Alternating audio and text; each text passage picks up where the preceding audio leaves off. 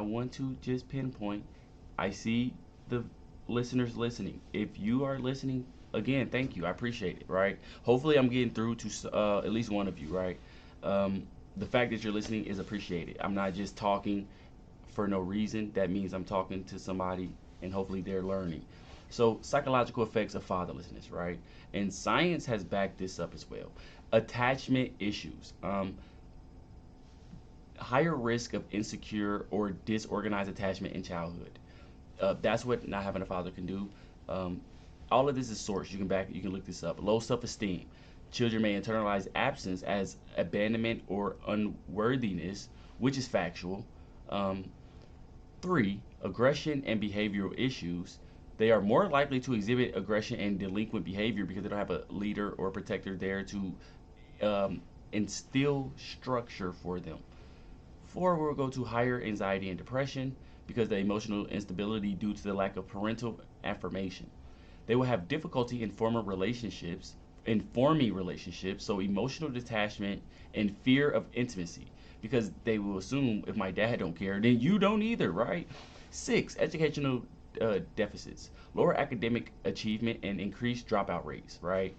And I'm saying all of this because once we get to the comments, right, this everything that I'm saying to you right now is backed up from science, but then the people are proving the science because their comments confirms what the science is saying.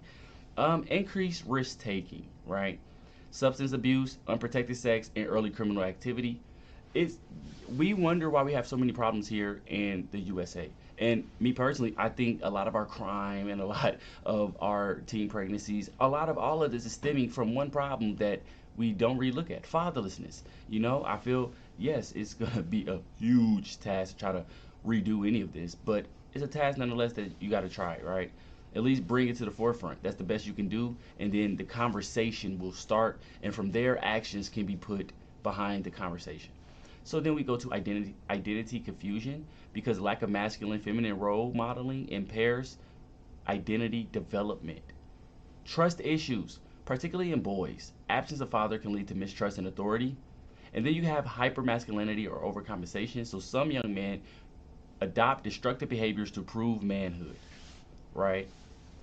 This is a crisis to me. This is like a crack crisis or drug crisis, epidemic, right? This is something that, especially here in America, that we need to try to do something about because a lot of us are walking around, and the thing about fatherlessness is whether you want to or not, you're affected by it.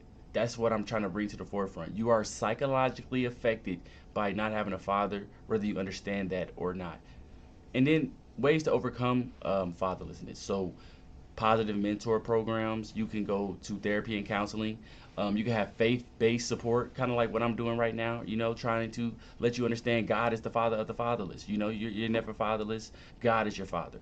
You have school-based male mentoring that you can try to go after. Community father figures. If you have anybody in your community that you deem worthy as a father figure, try to align yourself with them. You can go to therapy, but everybody doesn't have access to therapy, so that's why I'm doing this now. Fatherhood education for young men, support groups, books and media. Mission, really. That's really the way over. If you're fatherless, I would just say you need a mission in your life, whatever it is.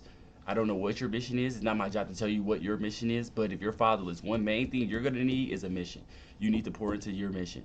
Figure out what God, your Father in heaven, wants you to do and stick to that godly mission, and you'll make your Father in heaven very proud. So I want to bring in what experts would say, right? So a psychologist. I have a psychologist, Dr. Jordan Peterson. He known for his work on responsibility, masculinity, and fatherhood. And his quote was, "The absence of a father leaves a boy without structure. A child must learn that someone cares enough to set limits." This was in 2018 in his book, 12 Rules for Life.